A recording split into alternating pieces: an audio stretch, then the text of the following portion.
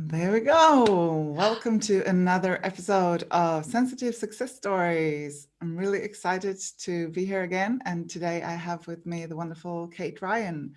So, in this Sensitive Success Stories, we talk to introverts, HSP, sensitive, intuitive coaches, and change makers who are out there doing it their own way and just hearing a bit about their journey and what they are doing that works for them. So today we have Kate Ryan. She's an award-winning photographer and she's a family photographer based here in Waikato, New Zealand. She loves to celebrate the joy, connection, and right now moments of family life through photography. And she also have her signature course, Memory Vault. So Kate, tell us a bit about you and your journey to and how you came to do what you're doing. Yeah, thank you for having me, Frida. It's nice to be here and talk to everybody in the group. I really enjoy your group. And yeah, it's awesome. So I'm a photographer and yeah, like you said, I love to photograph families and just celebrate joy and photograph that, just celebrate joy through my camera and photography. Um, but I didn't actually study to be where I am today. And in fact, I actually, when I went to university, I studied entirely different things and I didn't plan to be where I am doing what I'm doing. So I actually studied in economics. I did a management degree and also a science degree and in biology as well. So completely worlds away from from what I'm doing. But still things that I loved and I had passion for. But yeah, I also, while I was studying those, I found I guess my passion for photography and creating art. I guess I've always been like a really creative soul and I needed to have that kind of outlet when I was studying. Something away from like all the technical academia of doing economics and biology and things like that. So that's when I kind of sort of picked up uh, photography as a hobby and it kind of grew from there. And I sort of got this dream that I would love to be um, doing this hobby that I loved every day. And if I could get paid for it, even better. So Yeah. yeah, that's how I kind of stepped into photography. Cool. So how long have you been into photography? So I've been a professional photographer since 2013. That's when I kind of put my dream out into the world and became like said that I will take your photos for money, which was a big step for me. But obviously I've been doing for like I was honing my skills and my craft for a long time before that. I wanted actually to do photography in high school, but kind of funds didn't really allow for that. So I actually, my mum gave me a camera for my 21st birthday, and that was like awesome. It had like lots of functions. It was a digital camera. Before that, I'd only ever used kind of like your standard family film camera, the point and shoot things. And yeah, from there, I just kind of like threw myself into everything photography related and entered some competitions not too long after that and actually won a competition in 2010, where I actually got given my first professional grade DSLR camera, as a prize from that. So Oh, cool. yeah, that's where I realized that maybe I had a skill or a talent there that was worth pursuing as a job maybe. Mm, So yeah, I've been doing photography for a really long time. And obviously I came out of university with all these skills and degrees and everything and tried to follow that a little bit, but I was a little bit, it feels weird to say, I was a little bit ahead of the curve with what I studied and how I packaged it together in my studies. So that wasn't picked up on by employers. Most people were just kind of confused as to why I would possibly want to study economics and environmental issues. mm, Whereas now, at least 10 years down the track, it's a pretty solid set of qualifications to have, but alas, at the time when I was coming out of university, most employers that I approached were kind of scratching their heads about that. So um, yes, went into jobs working in like local government and call centers and things like that when I traveled internationally, and really hated the concept of being on somebody else's time and um, not being able to use my creative skills even in my day-to-day job, because creativity kind of applies not just to artistic kinds of jobs, but everybody knows, I'm sure, that you can apply creativity to any situation that you're in. And it felt really soul-sucking to be Mm. working in an office where I had to be around people all the time, and be on somebody else's, I guess, somebody else's time and somebody else's goals, that I didn't feel like I was contributing anything really meaningful to that, or even to my own life. So um, starting my own business and being able to pursue things that I enjoyed was a big part of why I started my own business in photography, aside from just enjoying it and things like that. So yeah. Yeah. So was it something in particular that made you take the step to actually start? And was it easy to start? So I started my business while I was working full time in an office environment, and again, it was a way. I kind of like would put it as I was building my path out of that situation, and I was able to do that because I could really get lost in enjoyment and flow and ease and joy in photography. And it also gave me a bit of a mental boost, like trying to build my business from it was something to challenge myself from the boredom of working in an office. But yeah, ultimately, I really hated the job that I was in. I didn't feel like I fit in that environment, and I didn't feel like I was making a, a meaningful difference where I was. And I really would come home after work and just feel so exhausted from putting all my energy into somebody else's space when they weren't really appreciating what I was trying to provide in Mm. terms of ideas and creativity, and bringing my skills into a job. And yeah, I was just exhausted, and I felt like my soul was dying. That sounds so dramatic, but I think a lot um, of us can relate to that. yeah, Definitely. I would Yeah. definitely, yeah, just absolutely wasn't feeling good in myself, and it would take every single second of time that I spent away from work just to recover, to go back into it the next day, and to sort of build myself up to do that. And I couldn't do that. Yeah. No, it was not okay. So yeah, that's kind of why I started building that path, or part of why I started building that path out of my day job and into self-employment, which is scary in its own form. Yeah. So have you had some big aha moment or something that made a big shift for you on your journey? uh, I guess my big moments would probably be in knowing that the buck stops with me, being self-employed and being creative in that as well. So I left day job life to be the one that makes the decisions and has the ideas and work in my own creative space. Um, but I guess not that I didn't realize, but some aha moments meant that, like, I've got to make these decisions. Nobody else is going to make them for me. And I guess an understanding that I have the power to do that.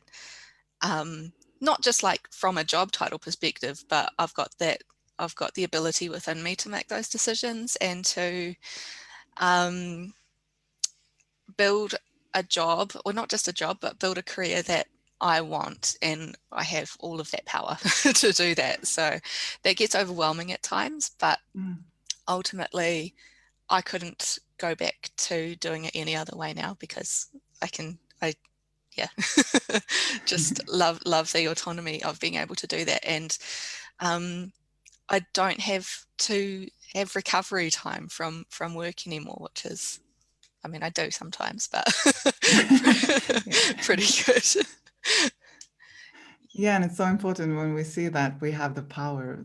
That's really powerful because we're brought up on our journey like everyone else is doing the decisions for us, even when we go into a job or anything. And then it's really a twist and to see that, okay, I got the power. I actually decide everything with my business, my life. Yeah, so cool. Yeah, it is. It's really cool. Mm, Sometimes it's scary, but mostly it's yeah. cool. Yeah. So I call this series the sensitive success stories. So what is success to you?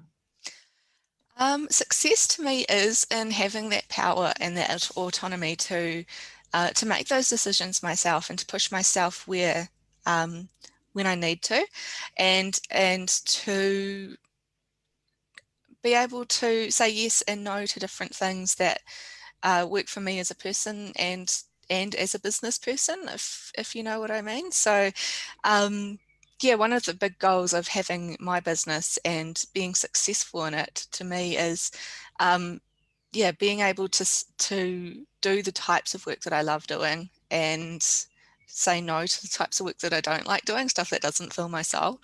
And occasionally I lose my way on that sometimes, and I end up doing work that doesn't fill my soul. And then but that's never a long-term thing. That's always oh, actually, I've said yes to something now that's not, I don't have to say yes to this.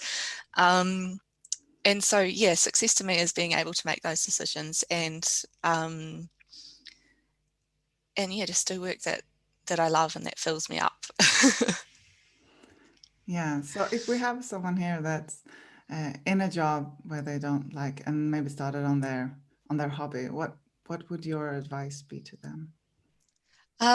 Yeah, so there's a couple of things. Like, my advice would be if you're feeling the pull towards doing something that fills you up more, and you think that there's, I guess you got to put your business person hat on and make sure there's a market for it and that you're costing yourself appropriately and all of that kind of stuff. But if you're feeling like that gives you more and it's filling your bucket and it's not, you don't have to recover from it as much as you might do in a day job that doesn't that's kind of like soul sucking, then yeah, take a brave step and see where that leads you.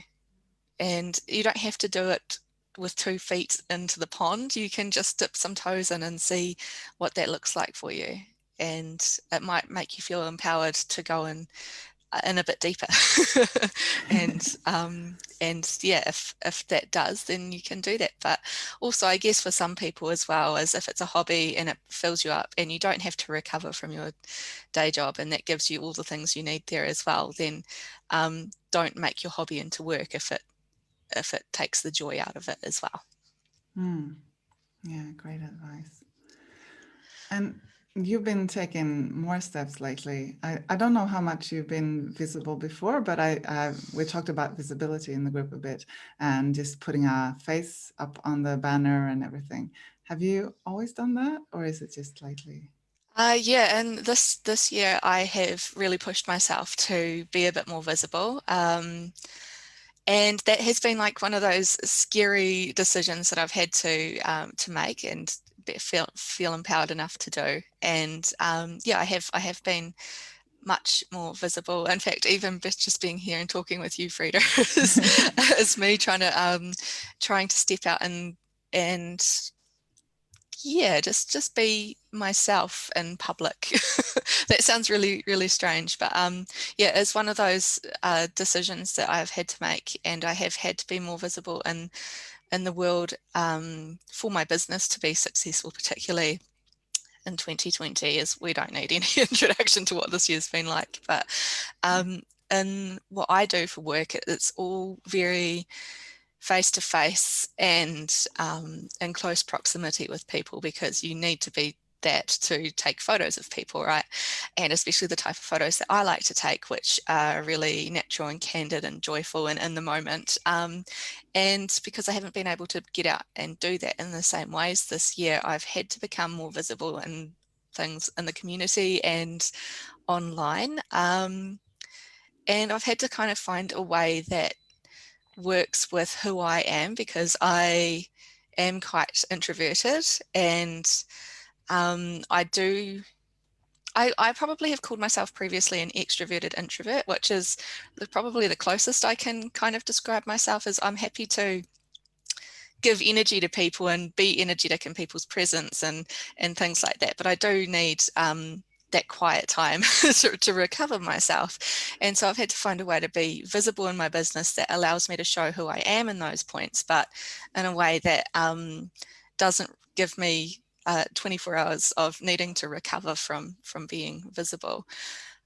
So online visibility has been quite a good way of being able to do that, because I can do it on my own terms, and I can more or less control what that looks like and how long it's for, which has been good. Yeah, have you seen any result? I know this year has been exceptional, but have you seen any result in you actually putting your face out there and being more visible? Yeah, I think it just helps people to get to know, I guess, who I am a little bit more. It's also meant that I've had to be brave and actually go and do it. But that's when I've been able to find where my boundaries are at with that. Um, and it has taken a bit of testing of the waters to figure out exactly what that looks like for me and where my boundaries are at, because I've definitely had periods in this year where I have been very visible for I was just talking about this with somebody recently. Like, I can go and be extremely visible and put all my energy into that for as long as it takes, really. But then the longer I do it without boundaries, the longer it takes me to kind of recover from that. So yeah, I've had to learn what those boundaries are and where it's okay and where it's not okay. So something that's always been with me as a photographer, particularly a family photographer, is that I have a lot of photos from my own life that I could share to market my business, to show people more about me so that they can trust me and feel comfortable in front of my camera. But I've had to do a little bit of soul searching about what exactly I do put out there and make visible, and what is private and kept with me and my family. So I've got Mm. children, and they're very cute children too. Of course, I would say that. Yes, of And course. I've got so much in the way of, I guess, content, if you're talking like in online business terms, that I could put out there to show people what I do, but that's too much visibility for me, and Mm. too much visibility for my family, that they don't necessarily get a decision over if I just put it out there. So I've had to make that a very hard boundary, as I don't put photos of my family life on my business page, or even really on my personal social media profiles. But then I do talk about them when I go on live streams like this one, because I can't not, because they're part of who I am and what I do and my reasons why what I do. So that's one of the hard boundaries I've had to come up against. And another one is in how much energy that I can actually give to other people, even though it's like at a distance through the camera, it's still energy that I'm putting out there. So yeah, and that one's one I'm still trying to feel my feet around, where my hard boundary is with that one. So Mm. Yeah, and that's what it's about, like seeing and testing where is my boundary and how far can I go with this? And yeah, sounds like you're doing an awesome job there, thanks. exploring. So, do you have any routines that supports you? um, yes, I do. So I have, I think I was just sort of touched on it before, is that I can, um, as long as my bucket is kind of filled up in terms of having time to myself and time to process and doing things that I enjoy, I have a lot of energy to give out to people. And so I need to make sure that I am constantly refilling that bucket as I am sharing it with people as well in terms of energy.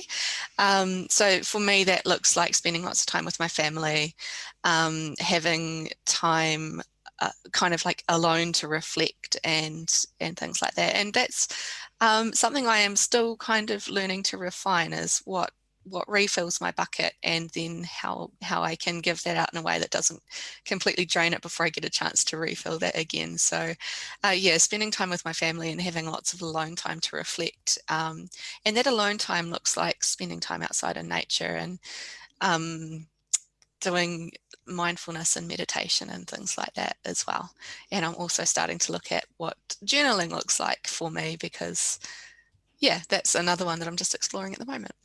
Hmm, exciting. Yeah, and I talk a lot about sensitivity as your superpower. So how do you use your sensitivity or your empathy and introvertedness as your superpower? So in the job that I do, I'm a photographer. Ask literally anybody and they'll be like, no, I don't want my photo taken. I hate my photo being taken. And so that's energetically, that's quite a firm barrier that people have. They feel very uncomfortable in front of the camera. And I can relate to that. Like nobody, it's a vulnerable place to be, and nobody likes to feel vulnerable on a regular basis. And I'm not sure how other people view you through the camera, and judgment and all of that kind of stuff comes up for people, like almost everybody in front of the camera. So I feel like I can pick up on those feelings and those vulnerabilities quite easily, because I understand people's emotions, and it's just something that I intrinsically can do. So I guess my superpower in that sense is that I can help people through those emotions to feel them, so that they can feel more comfortable, that I understand them, that I'm not judging them, that I've got their best interests in heart when I've got the camera up and taking photos of them. And the feedback that I quite often get is that people do feel really comfortable with me, and then as a result, feeling comfortable in their photos means that when they look back at those photos, the emotions that they have when they're looking back at them aren't of feeling uncomfortable and vulnerable and awkward. It's more like, oh, that's actually just me in the photo, and that's exactly how I look, like how I think I look and how I feel. So yeah, I would say that just being able to be there in that emotion with people and let them feel it for a moment before taking those photos, yeah, just allows me to do what I do really well. Yeah, I love that. And you can really tell on your photos, they're so natural and relaxed. Like you can see that they are genuinely there and not really thinking about getting the photo taken. So yeah, can absolutely see a superpower there. Thanks. It's what I like. I don't know, it's just what I live for, is getting those moments for people just genuinely being themselves and enjoying the connection they're having in that moment. Mm, wonderful. Yeah, so I try to keep this to 20 minutes, but it's been interesting to talk to you. So, uh, is there anything else that you would like to finish up with for the I podcast? guess I think I said this to you kind of before we started, Frida, is just like, if you don't have to be extroverted and you don't have to be like big and bravado to have success in the things that you love doing, like, and you can do very specific things if you want to for a job, that without having that extroversion and thing, that whole thing is that we quite often see the people who are successful in the world do have this kind of like energy of being big and bold and in your face and extroverted and full of energy. Um, but you can do it in a quiet, soft, gentle way as well. And you can have success with it, and you can feel good in yourself doing that as well. So yeah, that's probably what I would say to anybody who is feeling like maybe they can't do the things that they really love to do, is because they're not extroverted, full of energy and bravado or something with it, is you can do it, and you can do it in your own way and have success with it, whatever it looks like. Yeah, I love that. Thank you very much for joining us, Kate. It's been so interesting to hear your journey and to share your wisdom. So thank you very much for being here. If you have any questions for Kate, she's in the group, so you can just ask them under this recording. And I hope this gave you value. It gave me value, so I'm really happy that you joined us. And Thanks. just write your biggest takeaway, and I will see you next week. So thank you very much. See you. Have a great Bye. day. Bye.